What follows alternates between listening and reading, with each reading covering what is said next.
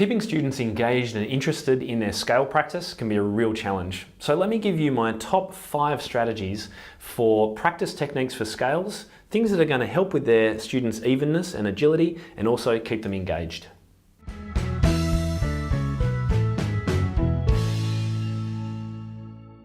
So my top scale practice tip number 1 is actually a little bit counterintuitive.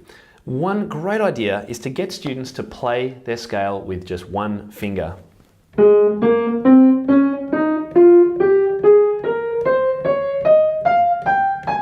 While this isn't going to be helping with technique or agility, what it does do is very quickly uncovers whether they know the notes of that scale or whether they're relying on their muscle memory to play it.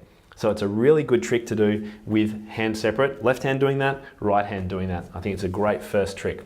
Now, the second thing I love to do is use rhythms in my scale practice with students. And I've got a set of rhythms that I tend to use, and you might be using similar ones. So the first one I use is one I just call longer, longer, longer. I like giving words to things that's easy for them to remember. So the opposite of longer is away, away, away.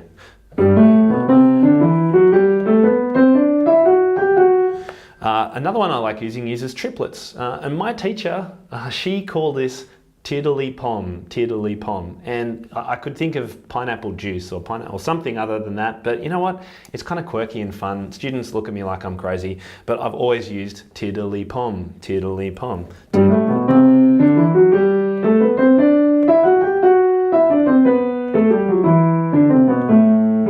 And of course, pom, tiddly-pom. And finally, I like long, long, quick, quick, long, long, quick, quick, or the opposite. Noticing that they all turn around at the top, which can be one of the challenges for students. So that's a few of the rhythms that I like using. Oh, and one other thing is always good to do, even if students are playing 2-octave scales, get them to play 3 octaves and accent every 3. So they're kind of playing in triplets. It'll sound like this.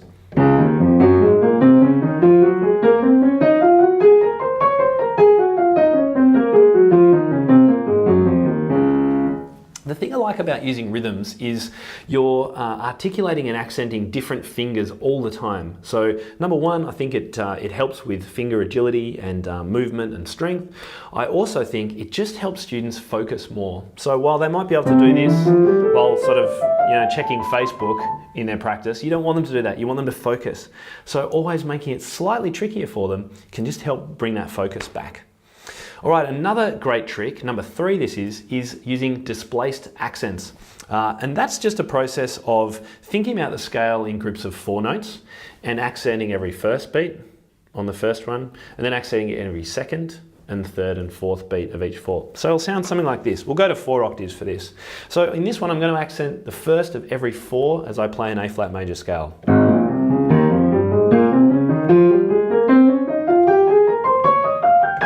And the same thing downwards. Now let's accent every second beat.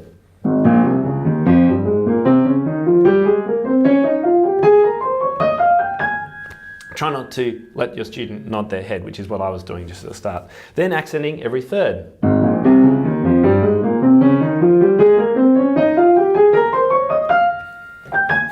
And then accenting every 4th finally. I've gone out.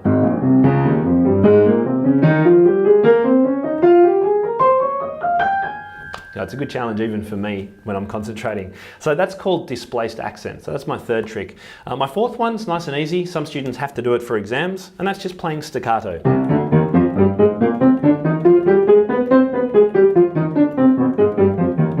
And depending on how fast, they will either use whole arms or maybe they'll do a finger flicking. So it's another good strategy for you.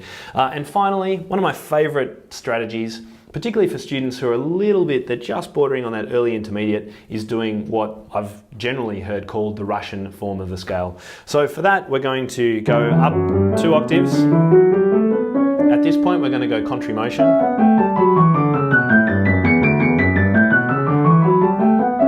And here we'll go up. And then out again.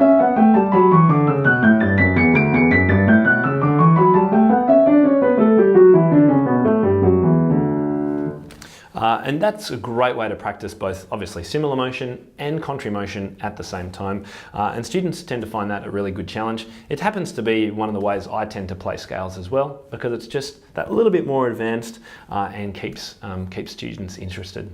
So I hope that was a useful video for you. Try some of those strategies out with your students when they're next practicing their scales.